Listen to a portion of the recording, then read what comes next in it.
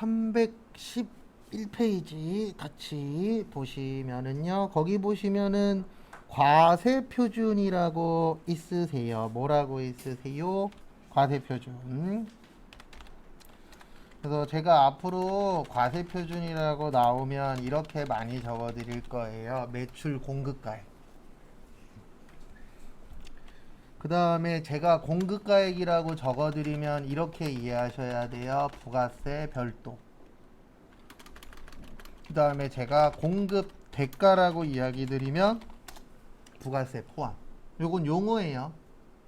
그래서 용어 같은 것들 잘 숙지를 하셔야 됩니다.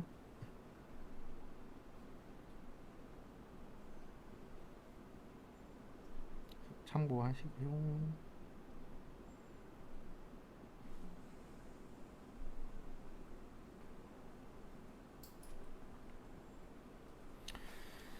그래서 거기 제일 밑에 보시면 써 있어요. 공급가액은 부가가치세가 포함되지 않은 금액.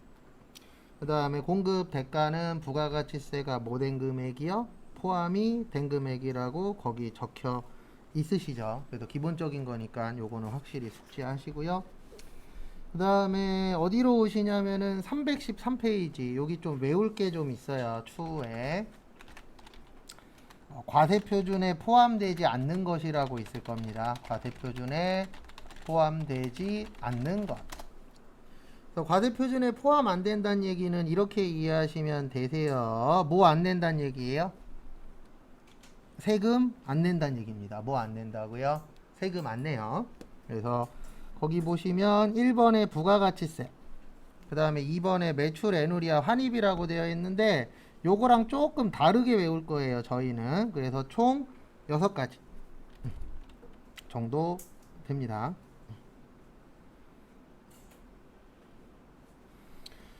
그래서 요렇게 외울 거예요. 저희는 외울 때 매출, 환입 및 애누리, 매출 할인. 요거는 말뜻 이해하시면 알 수 있어요. 환입의 뜻이 뭐라 그랬죠? 반품이에요. 뭐요? 반품.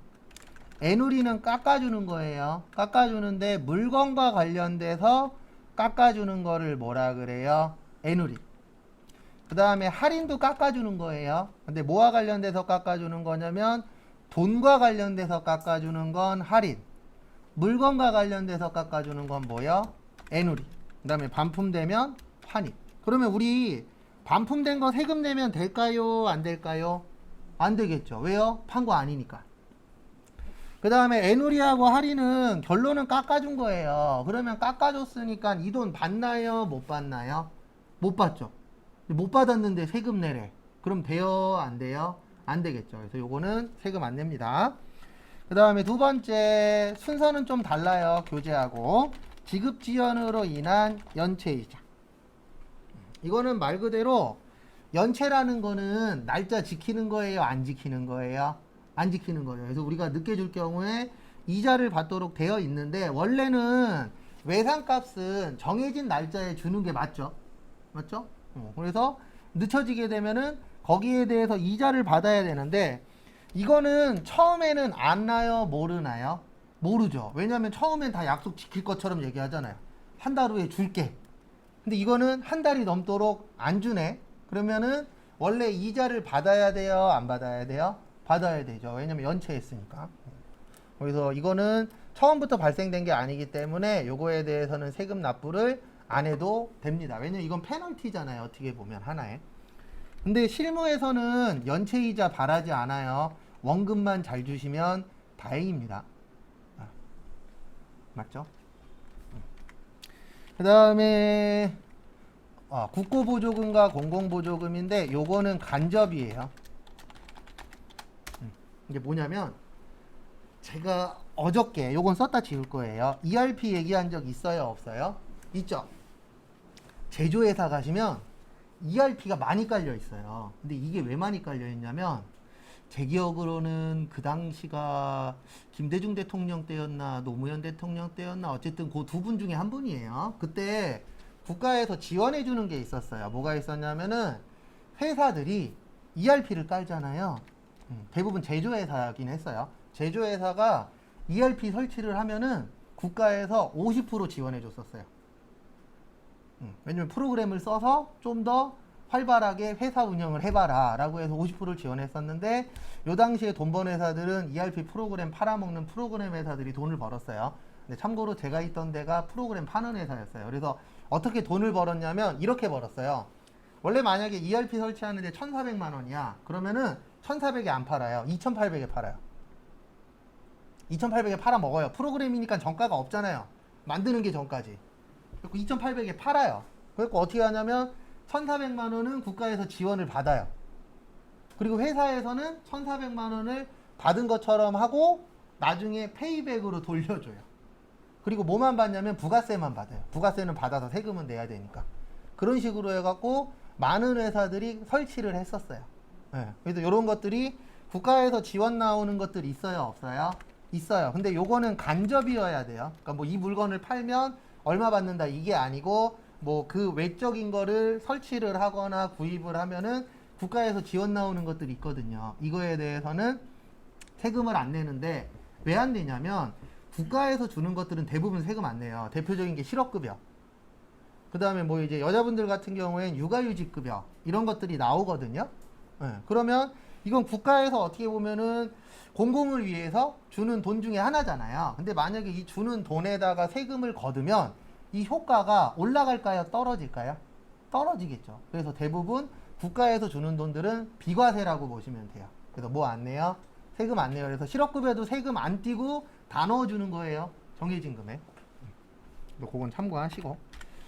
그 다음에 우리나라는 인도 기준이에요. 그래서 물건이 도착해야 누구 거라고 생각하죠? 내 거라고 생각하죠. 그래서 도달되기 전에 거기 3번에 있어요. 네, 파손, 훼손 또는 멸실된 경우. 그러니까 이게 뭐냐면은 뭐 저도 실제 그런 적이 있었는데 택배 오다가 깨지거나 그런 경우들 발생할 수 있어요, 없어요? 있어요. 왜냐면 저도 그쪽에서는 일은 안 해봤지만 일해보신 분들 얘기에 의하면은 대부분 다 던지잖아요. 왜냐면 바쁘니까. 이걸 들고 가갖고 이렇게 놓으면 시간이 오래 걸리잖아요. 그러니까 이렇게 던지잖아요. 그러다 보면 깨질 수도 있다, 없다? 있다. 그러면 우리가 일반적으로 내가 판매하는 사람이야. 근데 물건 가다가 깨졌대. 잘못됐대. 그러면 내가 그 물건을 다시 보내줘야 되죠. 그러면 이거는 판 거예요, 안 판 거예요? 안 판 게 되겠죠. 그래서 이럴 경우에는 다시 보내줘야 되니까 이거에 대해서는 세금 내면은 안 되겠죠. 왜냐면 물건을 다시 줘야 되니까. 그래서 참 한국 사람들 중에 요즘 또 유행하는 용어들 있잖아요. 그 뭐 택배나 이런 거 갖다 놓으면은 훔쳐먹는 사람들, 훔쳐가는 사람들 있어요, 없어요? 있죠. 많잖아요, 요즘에. 늘어나고 있잖아요, 또. 그리고 조금 예전 얘기긴 한데 이런 경우도 있었대요. 택배 아저씨가 택배 물건을 주러 갔는데 아저씨 바깥에 놓고 가세요. 그래서 놓고 갔대요. 근데 그날 저녁에 전화가 온 거예요. 뭐라고 전화 왔냐면 아저씨 택배 없어졌어요. 그리고 대부분 택배 없어지면 택배 배달하시는 분이 물어주거든요. 그리고 물어주고 그 다음날 또 그 아파트에 갈 일이 있어갖고 아파트에 갔는데 저기 재활용 박스 놓는 데 있잖아요. 거기에 자기가 갖다 줬었던 게 있더래요. 그러니까 이제 심증은 있는 거죠. 왠지 그 사람이 갖고 못 받았다라고 전화한 거 아닐까? 근데 물증이 있어요, 없어요? 없죠. 그래서 한번 뉴스에 나온 적이 있는데 한국 사람이면 왠지 가능할 것 같아요. 그래서 요즘에 그런 것도 있대잖아요. 요즘 코로나 때문에 바깥에 걸어놓고 가잖아요. 걸어놓고 가면 딴 사람이 뺏어가는 경우들도 실제 있어요, 없어요? 있죠. 그러니까 대단한 머리들이에요, 다들. 근데 또 그거 갖고 또 자작했다가 걸린 사람도 있잖아요. 남이 훔쳐간 것처럼 꾸며갖고 지들끼리 먹다 걸린 애들도 있어요, 없어요? 있어요. 왜냐면 요즘 CCTV 많잖아요. 그래서 그런 것도 참 머리가 좋아야 되겠더라고요. 그 다음에 거기 6번에 보시면 반환조건부 포장용기라고 보이세요? 요것도 포장용기도 근데 무슨 조건부예요? 반환조건부. 그래서 우리가 뭐 만약에 포장을 하는데 보증금으로 얼마를 내래 라고 하는 곳들 있어요, 없어요? 있죠. 그런 것들에 대해서는 보증금이니까 내가 나중에 이 포장용기 갖다 주면 돈 받을 수 있잖아요. 그러면 이거는 매출한 게 아니죠. 나중에 이 돈은 가지고 있다가 뭐 해줘야 돼요? 돌려줘야 되잖아요. 그러면 이거는 내 돈이 아니기 때문에 세금 내면 안 됩니다. 그래서 저는 요거를 용기회수 보증금이라고 적어 드릴 거예요, 나중에는. 그래서 용기 회수하면은 다시 돈 주겠다. 그래서 우리 뭐 여름에 휴가 같은 데 가서 보면은 뭐 튜브 하나에 10,000원인데 뭐 10,000원 내고 나중에 튜브 다시 갖다 주면 10,000원 돌려줄게요. 이런 것들도 존재하죠. 네, 그런 것들은 판매한 게 아니잖아요. 내가 잠깐 빌려주고 보증금 나중에 받으니까. 그런 거에 대해서는 세금 내면 안 되고요. 그 다음에 종업원 봉사료. 이거는 참고로 종업원이 갖고 가기 때문에 소득세 내라고 되어 있어요. 부가가치세가 아니고. 근데 이거는 누가 가져가느냐에 따라서 달라지는데 회사가 갖고 가면 부가세 내야 되고요. 직원이 갖고 가면 무슨 세만 내시면 돼요?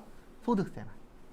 그래서 저는 가본 적 없어요. 네, 전 가본 적 없는데 비싼 호텔 커피숍 가시면 그런 커피숍은 그 영수증에 보시면 봉사료라고 따로 찍혀 있는 곳들 있어요? 없어요? 있어요. 그런 것들은 대부분 회사가 갖고 가거든요. 그럴 경우에는 부가가치세를 내셔야 돼요. 근데 만약에 이 봉사료를 회사가 아니고 누가 갖고 가요? 종업원이 갖고 가게 되면 그때는 부가세가 아니고 무슨 세 낸다고요? 소득세. 근데 우리나라는 실질적으로 이런 봉사료 관련된 거에 대해서는 아직 좀 거부감이 있잖아요. 그래서 지금은 제가 알기로는 대부분 호텔 그런 쪽에는 있는데 일반 식당에는 있어요? 없어요? 없죠. 근데 외국 나가면은 팀 문화가 있잖아요. 그래서 이렇게 생각하시면 돼요. 외국 가서 내가 식당에서 밥 먹고 직원한테 팁을 줬어. 그럼 이건 소득세 내야 되는 거예요. 근데 거기 식당의 금액에 포함되어 있어. 그러면 무슨 세 내는 거예요? 부가세 내는 거예요. 그렇게 좀 달라집니다. 그 다음에 거기 밑에 4번에 보시면 수입에 대한 과세 표준. 지금까지 딱 한 번 나왔어요. 재화의 수입에 대한 과세 표준. 우리나라도 그렇고 외국도 그렇고요. 대부분 수입하는 물건의 가격은 싸요, 비싸요? 싸요. 싸니까 수입하는 거예요. 맞죠? 싼 거를 사다가 비싸게 해서 파는 게 뭐예요? 목표잖아요. 모든 사업하시는 분들의. 근데 문제는 뭐냐면 이거를 그냥 갖고 오면 어떻게 된다고요?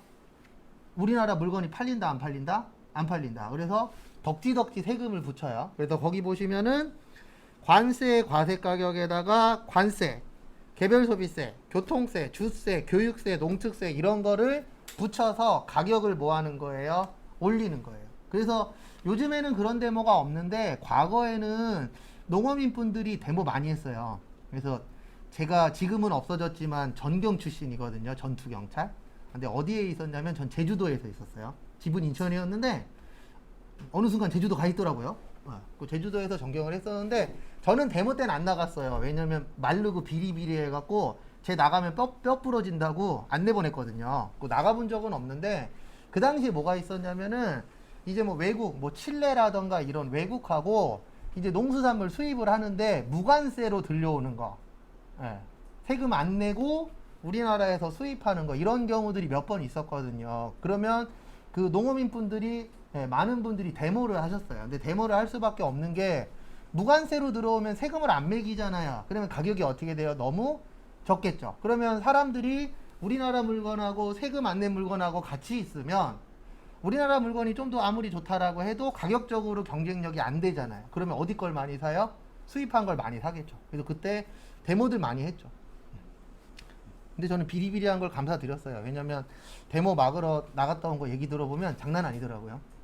특히 농어민분들 데모가 제일 힘들대요, 막을 때. 왜냐면 그분들은 눈에 보이는 게 없대요. 그리고 막 낫 들고 오시고 그 다음에 막 농기구 막 들고 와갖고 너네를 가만두지 않겠다, 이렇게도 한다고 그러더라고요. 근데 일반적인 데모는 가서 논대요. 그리고 이제 여기 수도권에서 데모 막으신 분들하고 한번 교육 갔다가 만난 적이 있었는데 물어봤더니 그 얘기 하더라고요. 데모 막으러 가면 논대요. 근데 왜 놀아요? 그랬더니 맨날 보던 애들이래요. 나오는 애들이 돈 받고 나오는 애들이라 맨날 똑같대요. 그러면 여자애들 만나면은 너 어디 사냐, 전화번호가 어떻게 되냐 이런 거 물어보고, 남자들이니까 막 그랬다라고 얘기를 하는데 뭐 내가 직접 겪은 건 아닌데 어쨌든 그런 경우들이 과거에 있었어요. 그래서 세금을 여러 가지 덕지덕지 붙이는 거예요. 근데 시험 문제 요거 나왔을 때 정답이 뭐였냐면 취득세였어요. 취득세는 수입할 때 내는 게 아니에요. 내가 그 물건을 뭐 했을 때 내는 거죠? 샀을 때 내는 거예요. 그래서 시험 문제 요걸 물어본 적이 있었어요. 예, 그 수입에 대한 세금이 아닌 것을 고르시오. 그래서 그 당시에 정답이 취득세였어요. 그 다음에 거기 314페이지부터 14페이지부터 몇 페이지까지냐? 318페이지까지는 오늘은 안 볼 거예요. 얘는 언제 볼 거냐면 전산세무 2급 때 볼 거예요. 왜냐면 여기 파트는 전산세무 2급하고 관련이 있거든요. 전산회계하고는 1도 관련이 없어요. 그래서 이 파트는 전산세무 2급 때 볼 거고요. 319페이지로 넘어오세요.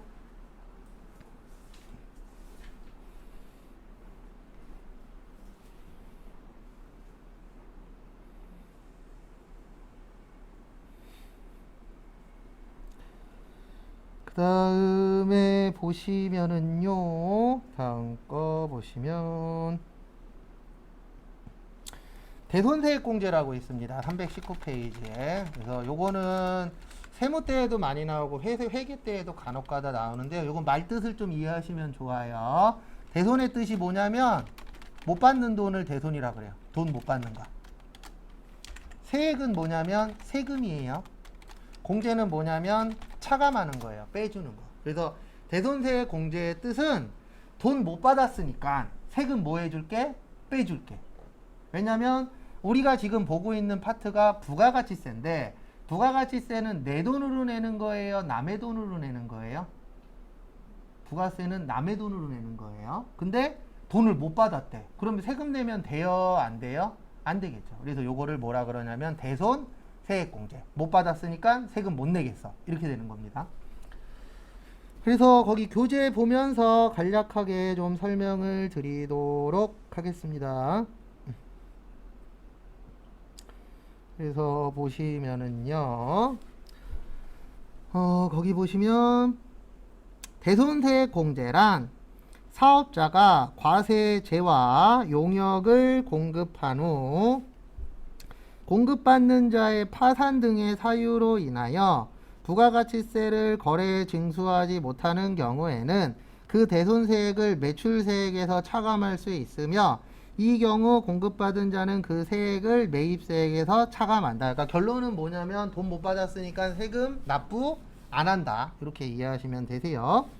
그 다음에 거기 밑에 보시면 대손세액 공제 사유 보시면은 첫 번째 보시면은 파산당했을 때, 그 다음에 두 번째 보시면은 민사소송법에 의한 뭐요? 강제 집행. 그 다음에 세 번째 사망 실종. 그 다음에 네 번째 회사 정리됐을 때. 그 다음에 다섯 번째 소멸시효의 완성. 시험 문제 제일 많이 나오는 건 6번이에요. 요건 전산 세무 쪽이긴 합니다.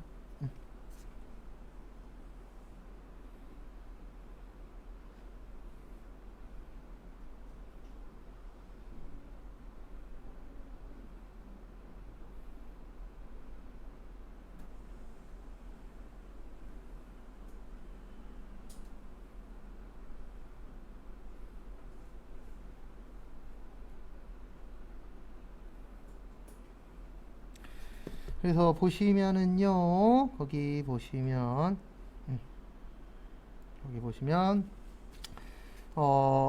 수표나 어음 부도 발생해요, 안 해요? 하죠. 근데 몇 개월 지나야 돼요? 6개월 지나야 돼요. 그래서 수표나 어음은 부도 발생일로부터 몇 개월이 경과해야 돼요? 6개월이 경과해야 됩니다. 이거 세무 때 많이 나와요.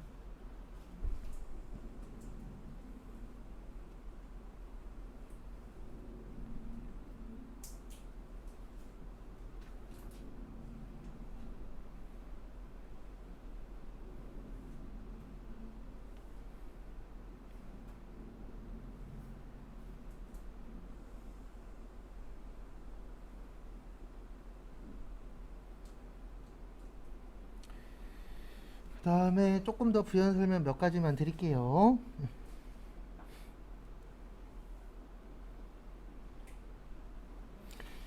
그래서 거기 첫 번째 보시면 파산. 우리 파산 당하면은 돈 갚을 수 있어요? 없어요?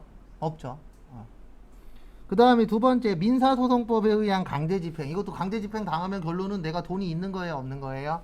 없는 거죠. 그 다음에 3번 이것 때문에 안 좋은 일이 생기시면 안 좋은 선택을 하는 이유 중에 하나가 이것도 있어요. 왜냐면 사망하시면 그 돈 관련돼서 갚을 게 늘어나요, 줄어들어요? 줄어들어요. 그래서 사망하시게 되면은 가족들은 저걸하잖아요. 상속 포기. 상속 포기하면은 갚을 게 있어요, 없어요? 없어요. 그래서 안 좋은 일 생길 때마다 모든 걸 다 떠안고 가시는 분들이 있어요, 없어요? 있죠. 근데 그런 부분들이 여기에도 영향이 있어요. 가면 혼자로 끝나는 게 아니라 이게 그래서 연쇄 부도라는 말이 있어요. 한 군데에서 큰 데에서 부도가 나면은 나머지들도 연쇄적으로 부도가 나요. 그래서 인천에 GM대우 있잖아요. GM대우도 계속 위태위태하죠. 왜냐면 어쨌든 우리나라에서 현대기아가 꽉 잡고 있으니까. 뭐 근데 그게 문제가 아니고 GM대우가 만약에 그러면 안 되겠지만 부도가 난다, 문제가 생긴다 그러면은 인천 경제에 한 20에서 30% 정도는 영향이 갈 거래요. 왜냐면 GM대우만 있는 게 아니고 남동공단에 가면 GM대우에다 납품하는 회사들이 있어요, 없어요? 있죠. 그래서 가족들까지 다 하면은 한 10만 명 이상 영향이 간다라고 발표한 게 있었어요, 과거에. 그래서 이런 대기업들이 문제가 생기면 국가에서 개입하잖아요. 근데 개입하는 이유는 하나예요. GM대우가 문제가 생기게 되면, 대기업들이 문제가 생기게 되면은 중소기업에도 영향이 분명히 있어요, 없어요?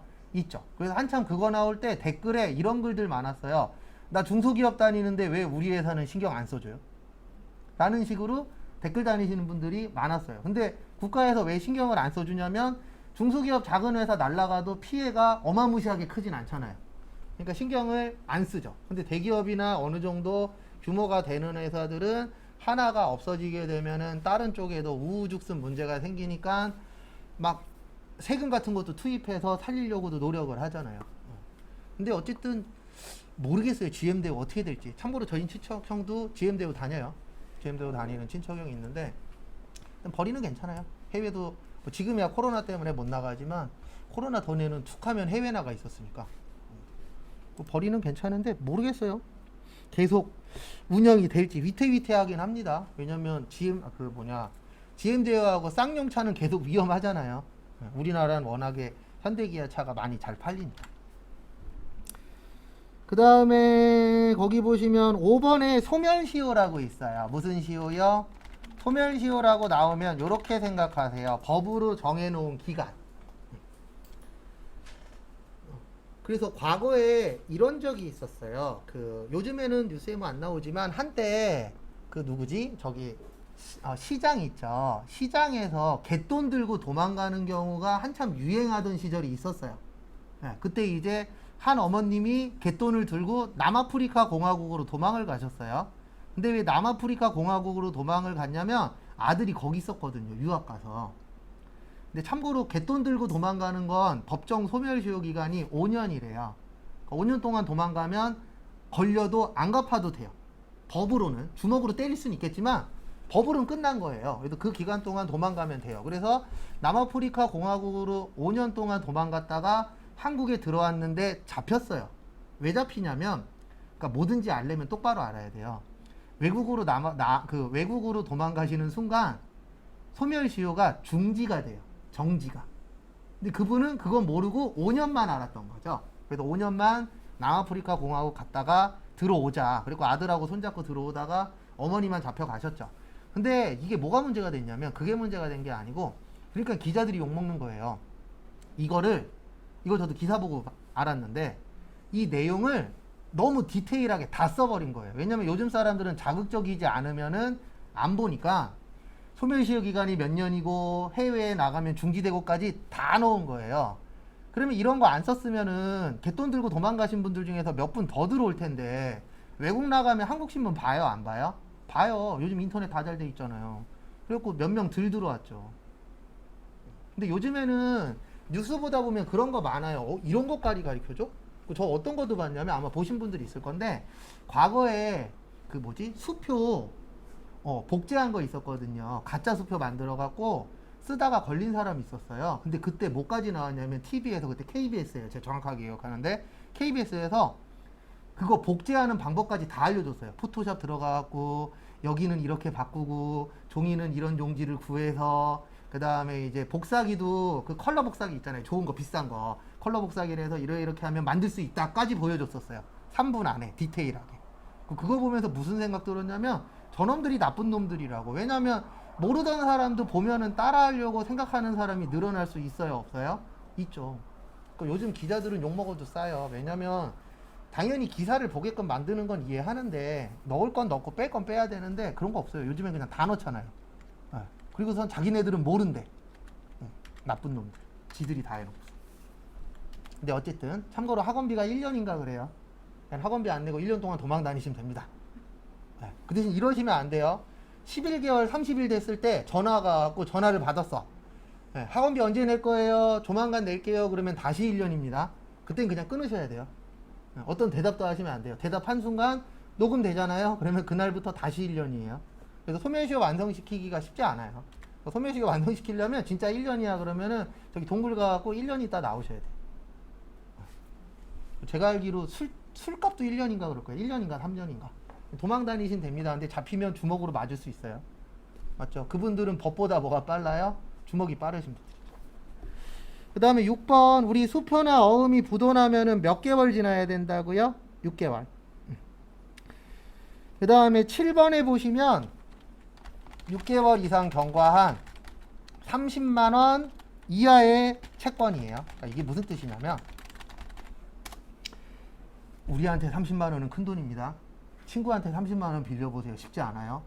근데 회사에서 30만원은 큰 돈이에요? 작은 돈이에요? 작은 돈이에요. 그래서 이거를 일명 소액채권이라고도 표현을 해요. 금액이 크다 작다? 작다. 근데 만약에 30만원도 안 되는 돈을 6개월이 넘도록 안 주네. 그러면은 회사 국가 입장에서는 이렇게 보는 거예요. 이 돈은 받을 확률이 높아요, 낮아요? 낮아. 그러니까 무슨 처리해? 대손 처리해. 이렇게 법에서 만들어 놓은 겁니다. 그래서 블랙리스트라고 있어요, 없어요? 있어요. 웬만한 회사 가시면 블랙리스트 거의 다 있어요. 바깥으로 유포를 안 할 뿐이죠. 그래서 저도 제 취미 중에 하나가 다른 부서 놀러 다니는 게 제 취미 중에 하나거든요. 뭐 지금이야 부서가 없으니까 안 싸돌아다니지만 회사 다닐 때는 되게 많이 돌아다녔어요. 왜냐면 일단 우리 부서는 재미가 없어. 노래방 가면 세상에서 제일 재미없는 부서가 격리부예요. 맨날 뭐 저기 뭐지 발라드 부르고 있고 앉아갖고 술이나 먹고 있고 그랬고 저는 다른 부서랑 같은 노래방 가면 맨날 그 부서 가서 놀거든요. 근데 역시 최고는 영업부입니다. 영업부 노는 데 가서 놀면은 1시간이 그냥 가요. 그리고 저 예전에 노래방 갔다 3번 끌려온 적 있어요. 화장실 좀 다녀오겠습니다. 그리고 이제 영업부 가서 노는 거죠. 거긴 재밌으니까. 근데 우리 부서 또 들어오면 또 발라드 부르고 있고 자고 있고 또 재미없어요. 근데 그게 중요한 게 아니고 영업부 놀러 갔다가 블랙리스트 본 적 있어요.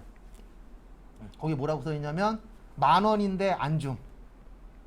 얼마 갖고 땡깡부림. 진짜 이렇게 써있어요. 그런 회사들은 다음에 연락 오면은 현찰 박치기만 해요. 왜냐면 외상 줬다가 한번 딘 곳이니까 또 주면 또 그럴 수 있어요, 없어요? 있죠. 다들 알잖아요. 한 번이 어렵지 두 번은 어때요? 쉬워요. 그래갖고 웬만한 회사들 다 있습니다. 그래서 국가에서도 30만 원도 안 되는데 6개월이 넘도록 돈을 안 줘? 그러면 받을 확률 있다 없다? 없다라고 보는 거예요. 그 다음에 거기에다 밑줄 좀 쳐주세요. 2번에 보시면 시기의 제한에 몇 년이라고 되어 있죠? 10년. 네, 그것 좀 봐주세요.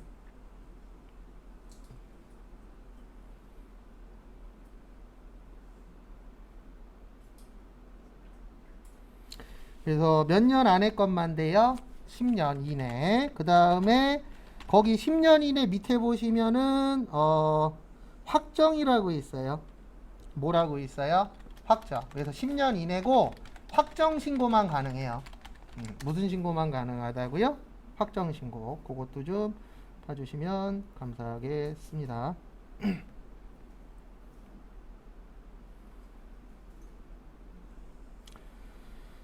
그 다음에 뭐 나머지는 됐고요. 나머지는 이제 실기 때 볼 거고 324페이지. 그래서 저는 예전에는 회사를 많이 관둔 게 스트레스였는데 지금 일하면서는 많이 관둔 게 플러스가 되고 있긴 해요. 이것저것 얘기를 해드려야 되니까. 근데 많이 관두지 마십시오. 저는 그나마 좋게 풀린 편이고 이게 풀릴 확률보다는 안 풀릴 확률이 더 높아요. 만약에 저도 부모님이 열심히 사시는 걸 안 보여주셨으면 아마 혼자서 집에서 이렇게 있는 사람, 일본어로는 히키코모리라고 하잖아요. 그렇게 됐을 확률도 꽤 커요. 왜냐면 3년 동안에 진짜 9군데 다녔거든요. 제가 한번 계산해 봤는데. 그러면 부모님들도 거의 포기 상태였어요. 저희 어머니도 언젠가 얘기하시는데 그 얘기 하시더라고요. 엄마 거의 반 포기 상태였다고. 왜냐면 아침에 출근했던 그 아들이 갑자기 점심때 들어와. 뭐라고 얘기하냐면 엄마 때려줬어요. 예. 진짜 제일 조금 다닌 게 일주일이고요. 제일 많이 다닌 게 8개월?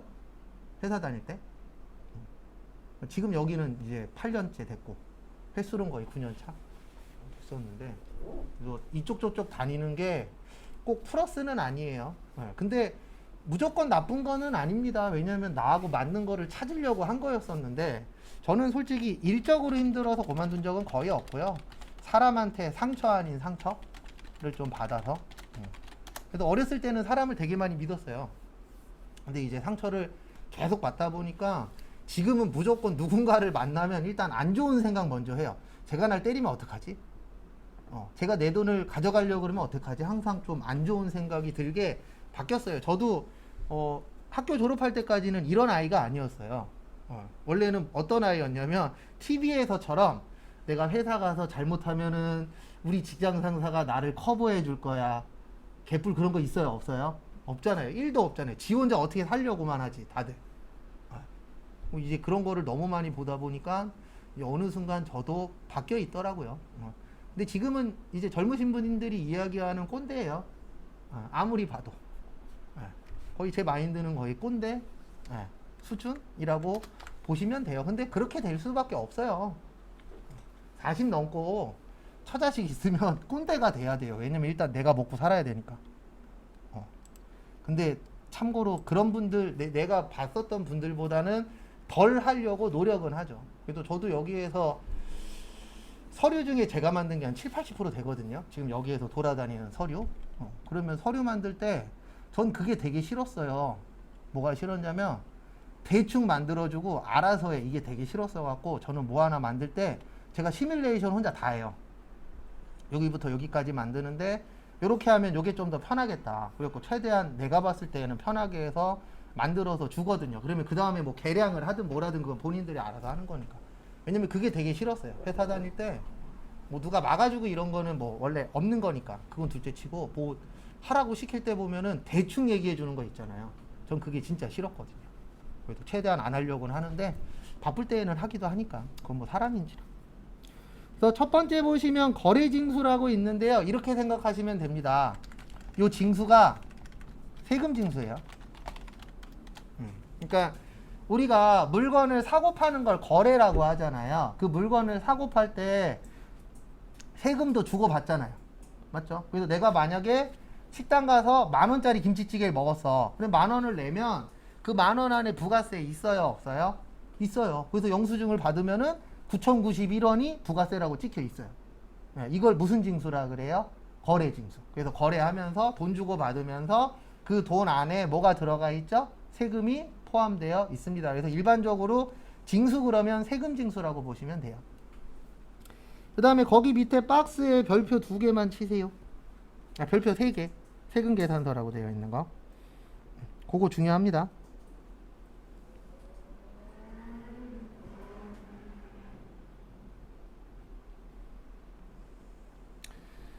그래서 보시면은요.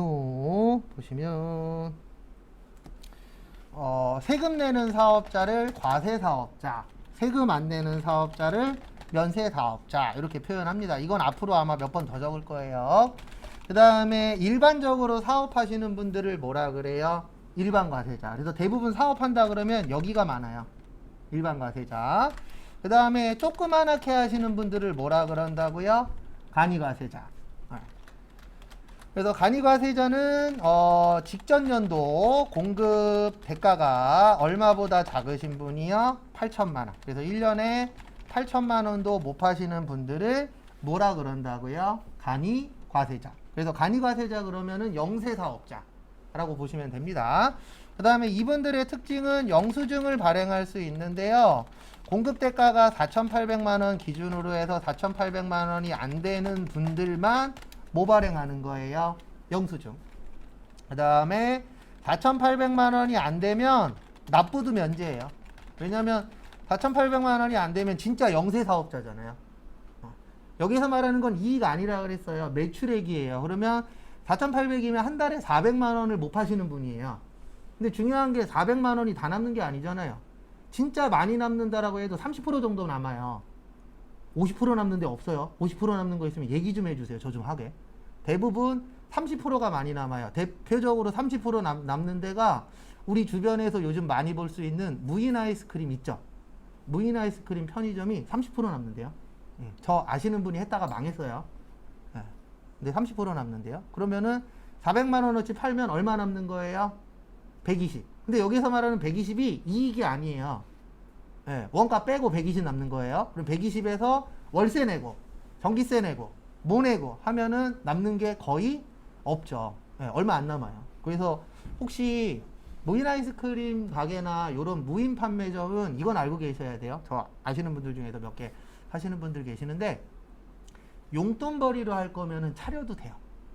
이게 아주 입지가 안 좋은데 아니면은 기본은 한대요. 근데 이제 남는 거는 크진 않아요. 뭐 한 달에 여름 같은 경우에는 뭐 100만 원 이상 남을 때도 있는데 평균으로 한 30에서 50만 원 정도? 어느 정도만 팔리면 아주 입지가 안 좋은데 빼고는 한 용돈벌이 정도는 가능하다 그러더라고요. 근데 문제는 뭐냐면 이게 제일 문제예요. 무인 아이스크림 판매점 옆에 또 무인 들어와요, 안 들어와요? 들어오죠. 장사 좀 된다라고 소문나면. 그게 문제인 거예요. 어떤 장사를 하든 가장 큰 문제는 그게 문제예요. 만약에 내가 뭐 음식점을 하는데 삼겹살집을 하는데 삼겹살집 잘 된다라고 소문나면 그 옆에 비슷한 집 들어와요, 안 들어와요? 들어와요. 이게 제일 문제예요. 왜냐면 그때 되면은 어쨌든 n분의 1로 나눠 먹기밖에 안 되잖아요. 근데 그런 것만 안 들어오면은 먹고 사는데 솔직히 크게 지장은 없는데 가장 큰 문제는 어느 정도 된다라고 소문나면 비슷한 브랜드들 되게 많잖아요. 그래서 그게 조금 문제긴 하다라고 하시더라고요. 그래서 우리나라가 사업하기 힘들어요. 조금만 된다 그러면 난리잖아요. 그래서 최근에 한번 먹어보고 싶어갖고 유튜브 한번 뒤져봤는데 저 뭐지 바닷가재. 그것도 한 군데에서 그 아저씨 머리 좋더라고요. 돈이 많으니까 어느 그 프랜차이즈에 가입을 했다가 한 달만 하고 프랜차이즈 해제를 하면서 거기에 있는 거를 다 복사를 한 거예요. 그리고 비슷한 이름으로 다른 프랜차이즈를 만든 게 있다라고 뉴스에 나오더라고요. 돈만 있으면 다 할 수 있잖아요, 우리나라는. 그리고 포장 재질까지 똑같고 안에 들어가는 내용물부터 해서 거의 99% 똑같아요. 틀린 거 하나예요. 거기에서 커피인가 뭐를 넣어주거든요. 음료수인가 뭐를. 원래 있었던 데는 뜨뜻하게 해주고 그 새로운 집은 뜨뜻하게 안 해줘요. 그거 빼놓고 내용물까지 다 똑같다 그러더라고요. 상표만 다르고. 근데 우리나라는 그거 인정해줘요, 안 해줘요? 거의 아마 변호사 붙이면 아마 무죄 판결 날 확률도 있어요. 왜냐면 우리나라는 돈 있는 사람이 이길 확률이 높으니까. 근데 돈 있는 사람이라고 나오더라고요, 뉴스 보니까. 그래서 요거 특히 잘 봐두세요. 4,800만 원이 안 되면 영수증 발행하는 거예요. 근데 거기 교재에도 나와 있는데 4,800만 원이 넘으면 뭐 발행하는 거예요? 세금 계산서. 뭐라고요? 세금 계산서. 그거 주의하시고.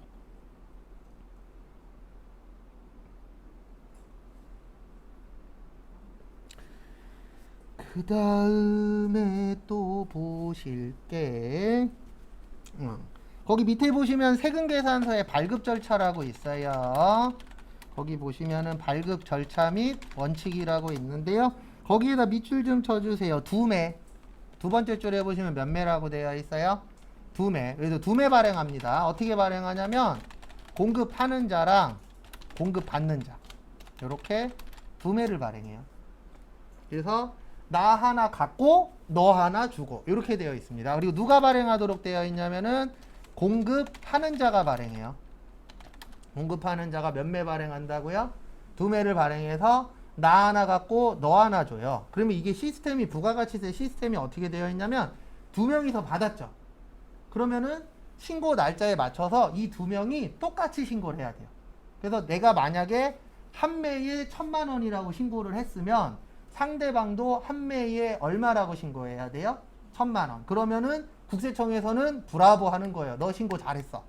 근데 만약에 나는 한 매에 1,000만 원이라고 신고했는데 저쪽은 두 매에 500만 원이래. 그럼 데이터가 서로 안 맞죠. 그럼 국세청에서는 이렇게 나오는 거예요.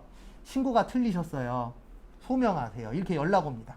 그리고 소명을 하면은 세금을 안 내도 되는 거고, 소명 못 하면은 잘못 신고한 거에 대해서 뭐를 내셔야 돼요?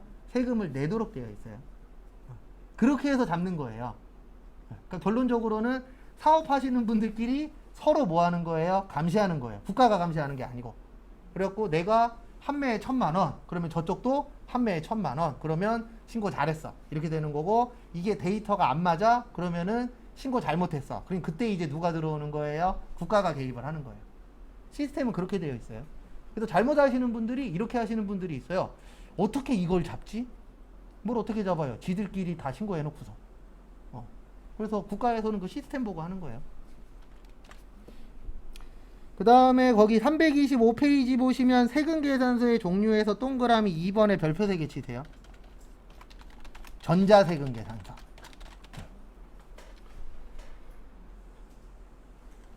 과거에는 종이로 했었어요. 뭘로 했었어요? 종이로. 근데 종이로 하다 보니까 어떤 문제가 생기냐면은 종이값 들잖아요. 그래서 지금은 이메일로 보냅니다. 그래서 전자세금 계산서 때문에 대부분 회사 명의로 된 이메일이 있어요? 없어요? 있어요. 근데 이게 생기고 나서 우체국이 힘들어지고 있어요. 왜냐면 우리가 아시겠지만 요즘에는 우체국 갈 일 있어요? 없어요? 거의 없죠. 왜냐면 메일로 보낼 수도 있고 카톡으로 대화할 수도 있고 전화할 수도 있고 그 우체국 아니어도 할 수 있는 게 많잖아요. 그래서 이 종이 세금 계산서가 대부분 우편으로 보냈거든요. 그래서 우체국에서 한 50% 정도 차지하는 게 이 종이 세금 계산서 주고받는 거였대요. 근데 지금은 종이도 없어지고 뭘로 바뀌었어요? 전자로. 그래서 요즘에 TV 보다 보면은 우체국에서 우표 보내세요 이런 거 안 나오고 무슨 광고 하냐면 보험, 저축 이런 거 광고 많이 하죠. 근데 그게 왜 그러냐면 지금 시대 자체가 우체국을 쓸 일이 많지 않죠. 그래서 얘도 영향이 있어요. 전자세금 계산서가 생기면서 많이 줄었다라고 해요. 근데 우리가 알아야 될 거는 이걸 알아야 돼요. 전자세금 계산서 의무 발행자라고 있어요. 이게 무슨 뜻이냐면 이 두 분은 무조건 전자세금 계산서를 발행해야 돼요. 하나는 법인. 그래서 우리가 일반적으로 취업하는 데는 대부분 여기입니다. 법인. 그러면은 무조건 뭘로 발행해야 돼요? 전자세금 계산서로 발행해야 돼요. 만약에 종이로 발행하면은요 2% 가산세네요. 아니다, 2%가 아니고 1% 가산세네요. 몇 프로 가산세 낸다고요? 1%. 왜 내냐면은 국가가 종이로 하라 그랬어요? 전자로 하라 그랬어요? 전자로 하라 그랬죠. 그러면 국가에서 할 수 있는 건 말 안 들으면 뭐 내세요? 돈 더 내세요. 이게 가장 무서운 페널티예요. 그래서 가장 국가에서 할 수 있는 건 페널티 두 가지밖에 없잖아요. 돈 낼래, 갔다 올래. 맞죠? 그 다음에 개인은 직전 연도 공급가액 그러면 부가세 별도예요. 요게 3억 원 이상이죠. 그래서 3억이 넘는 분들은 무조건 전자로 발행해야 됩니다. 사업하시는 분들한테 개인이든 법인이든 3억이라 그러면 엄청나게 어마무시하게 아주 큰 돈은 아니에요. 왜냐면 만약에 직원이 5명이야. 연봉이 3천이야. 그것만 해도 1억 5천이에요. 그러니까 직원이 일정 규모 있으면 3억이라는 돈이 엄청 큰 돈은 아닙니다. 저 예전에 회사 다닐 때도 거기가 17명이었는데 어쨌든 연 매출액이 거의 10억은 됐었던 것 같아요. 왜냐면 그 정도는 돼야 월급 주고 뭐하고 남잖아요. 그래서 혼자서 3억이면 큰 돈입니다. 혼자서 3억이면 큰 돈이지만 직원들 몇 명에서 3억이면은 엄청 큰 돈은 아니에요. 왜냐면 직원 3명만 써도 3천씩 주면은 거의 1억 육박 하잖아요. 그러면 월세 내고 뭐 내고 하면은 우리가 생각하는 것처럼 3억 팔아서 어마무시하게 남진 않아요. 근데 시험은 뭐가 나오냐면 이것도 나오지만 이거 잘 나와요. 만약에 전자세금 계산서 의무 발행자가 아닌 사람은 전자세금 계산서 발행 가능할까요? 불가능할까요? 가능해요. 그러니까 3억 원이 안 되면 전자로 해도 되고 종이로 해도 돼요. 근데 3억 원이 넘으면 무조건 뭘로 해야 돼요? 전자로. 이렇게 되어 있습니다. 법은. 그래서 3억 원이 안 되는 사람도 전자세금계산서 발행할 수 있다 없다? 있다. 그런 게 시험 문제 종종 나와요. 요거를 디테일하게 물어볼 수도 있어요. 어떻게 물어보냐면은 얼마 이상이어야 되냐. 그러면 얼마 이상이요? 3억. 이렇게도 나올 수 있습니다. 참고로. 그 다음에 전자세금계산서 발급 시기. 그래서 발급 시기 보시면은요. 원래 세금계산서 발급 시기는 이렇게 되어 있어요. 공급 시기. 이 공급 시기가 뭐냐면 어저께 잠깐 봤었던 뭐 대가의 각 부분을 받기로 했을 때, 자판기에서 돈 꺼낼 때, 그 다음에 인도 기준이네 뭐 이런 얘기 잠깐 한 적이 있었죠. 세무 때 또 하긴 할 겁니다. 그래서 그런 거를 무슨 시기라 그래요? 공급 시기. 그래서 그 공급 시기에 세금계산서를 발행해야 되고요. 그 다음에 원칙은 요거예요. 원칙은 공급 시기고, 이 법이라는 게 항상 어려운 이유는 하나예요. 한 가지만 있으면 그 한 가지를 외우면 되거든요. 근데 꼭 이게 있잖아요. 예외 조항이라는 거 있어요, 없어요? 있어요. 그 예외가 언제까지냐면 다음 달 10일까지. 그래서 세금계산서는 아무리 늦어도 언제까지 발행해 줘야 돼요? 다음 달 10일까지 발행을 해 주셔야 돼요. 이거 어기면 이것도 가산세 냅니다.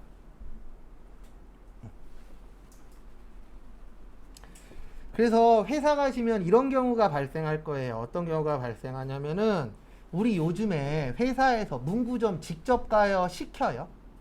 시키는 경우가 많아요. 그래서 대표적인 문구점 중에 하나가 알파문구라고 있어요. 그러면 그런 문구 같은 거를 시키게 되면은 거기에서 처음 계약할 때 이 얘기를 합니다. 저희는요, 세금계산서를 한 달에 한 번만 드려요. 라고 하는 경우가 있어요. 그거를 뭐라 그러냐면 일명 월합계 세금계산서라고 해요. 원래 세금계산서는 원칙은 뭐냐면은요, 거래할 때마다 줘야 돼요. 그래서 만약에 내가 A라는 회사하고 10번 거래했어. 그러면 세금계산서 몇 장 줘야 돼요? 원래는 10장 줘야 돼요. 근데 이게 불편하잖아요. 10장 주면 10장 관리해야 되니까. 그래서 요즘에는 이거를 많이 해요. 그 10장을 다 합쳐서 몇 번만 발행하는 거예요? 한 번만.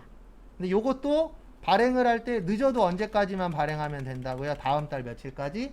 10일까지만 발행을 해주면 됩니다.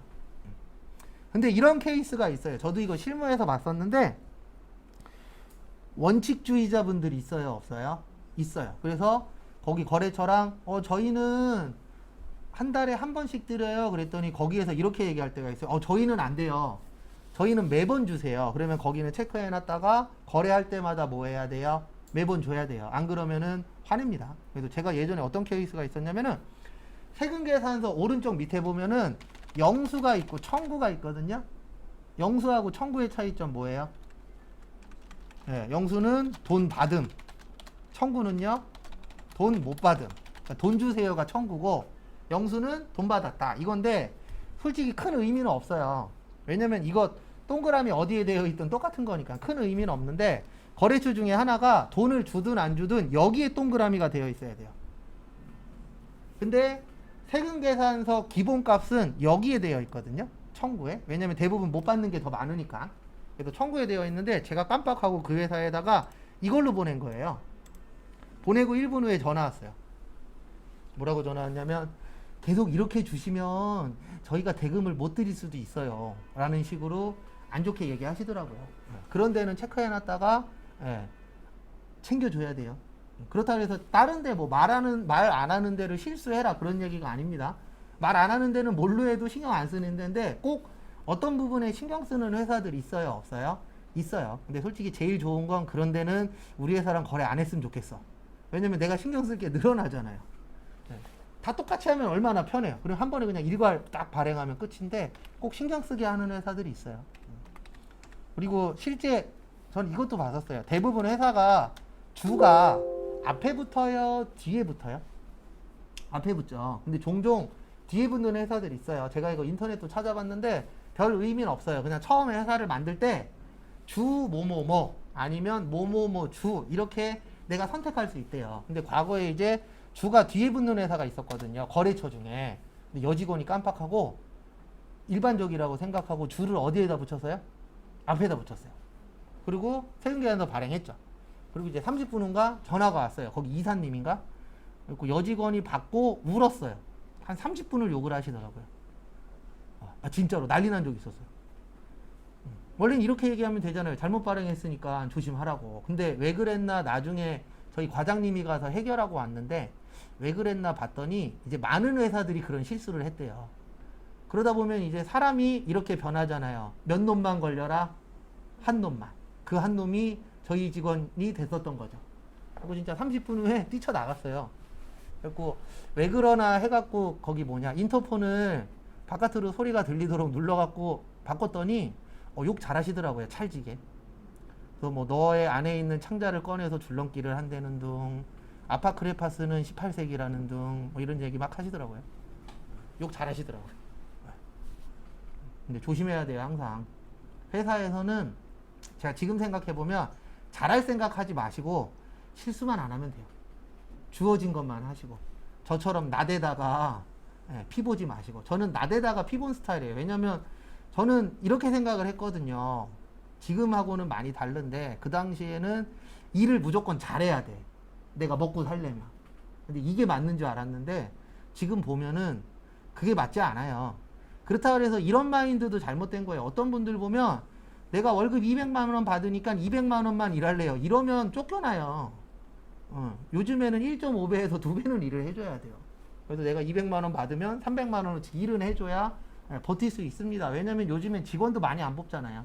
그래서 무조건 일은 좀 더 많이 하긴 하는데 저처럼 남의 일 갖고 와갖고 내 일 만들지 마시고. 전 그게 맞다라고 생각을 했었어서 그 당시엔 그렇게 했는데 지금 생각해보면 바보도 그런 바보가 없었죠. 근데 누가 가르쳐주는 사람이 없었어요. 왜냐면 저희 부모님도 그런 쪽 일을 해보신 분이 아니시기 때문에 뭐 저와 관련돼서 뭐 그렇다고 그때 당시에는 엄마 아빠가 뭐라고 얘기해도 들어먹지도 않았었으니까 그냥 혼자서 그냥 하고 싶은 대로 다 하고 살던 시절이어갖고. 근데 지금 생각해보면 너무 잘하려고 하지 마세요. 그리고 칭찬 바라지 마시고 그냥 욕만 안 먹으면 다행이다 가 제가 봤을 때는 직장 생활하는데 가장 보편적이지 않을까.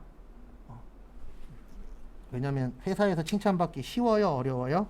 어려워요. 그리고 하나만 더 볼게요. 거기 제일 밑에 325페이지 제일 밑에 보시면 이 문구가 있어요. 5년간 세금계산서 보존 의무가 뭐 된다? 면제된다. 그것만 보고 실 겁니다.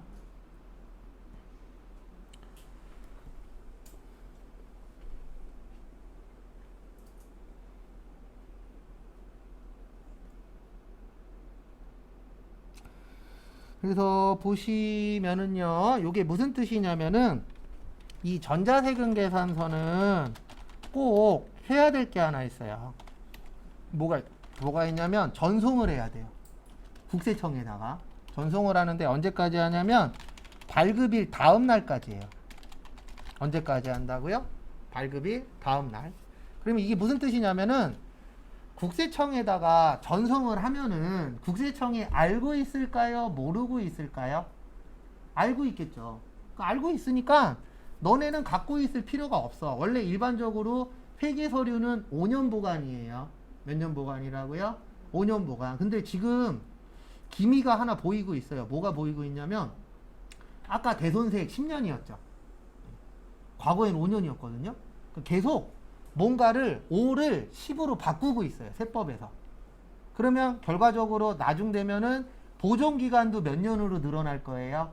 10년으로 늘어날 것 같아요. 지금 이대로 나가면. 왜냐면 계속 10년으로 맞춰서 늘리고 있어요. 뭔가 하나씩. 그래서 원래 회계 관련된 모든 서류는 다 5년 보관이에요. 근데 이제 나중에 늘어나긴 할 것 같아요. 그래서 안 갖고 있어도 되는 이유는 뭐냐면 전송 받았잖아요. 그리고 국세청이 알고 있다, 모르고 있다? 알고 있다. 그러니까 너네는 꼭 갖고 있지는 말아라. 근데 일반적으로 회사에서 이 말을 믿어요, 안 믿어요? 안 믿어요. 그래서 대부분 어떻게 하냐면 전자세금계산서가 이메일로 오면은 프린트를 해요. 그리고 종이로 다 보관하고 있습니다. 근데 그 이유는 뭐냐면 여기에는 면제된다라고 되어 있지만 그놈의 혹시나 때문에 이럴 수도 있잖아요. 해커가 너무 심심해. 그리고 국세청 들어가갖고 국세청에 있는 전자세금계산서 일부 날려버렸어. 이럴 수 있어요, 없어요? 있어요. 불가능한 얘기 아니에요. 왜냐하면 백악관도 뚫리잖아요. 그 세다는 백악관도. 그리고 우리나라 국세청 뚫는 건 일도 아니에요. 참고로 우리나라가 보안 쪽 되게 약해요. 약한 이유 중에 하나가 뭐냐면 우리나라 해커들이 진짜 잘해요. 전 세계에서 뭐 대회 같은 거 하면은 뭐 1등 하는 경우도 있고 어쨌든 꼭 등수 안에는 거의 우리나라 사람이 한두 명은 들어가니까 그 정도로 잘하는데 문제가 하나 있대요. 어떤 문제가 있냐면 외국 나가면 몇 억 받는데 우리나라에 있으면 몇 천 받아요. 그러니까 잘하는 사람들은 우리나라에 있어요?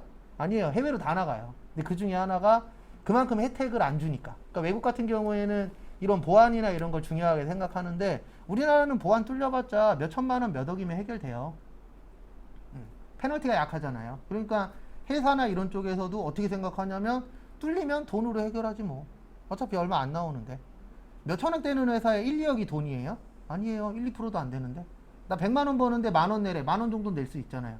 그 정도 수준밖에 안 되다 보니까 실질적으로 우리나라에서 해커나 뭐 해킹 뭐 이쪽으로 해서 돈을 벌 수 있는 사람 제가 봤을 때 크지 않아요. 일명 화이트 해커라고 표현하잖아요. 화이트 해커 수업하는 데 있어요. 서울에 두 군데인가 세 군데. 강남 쪽 가면.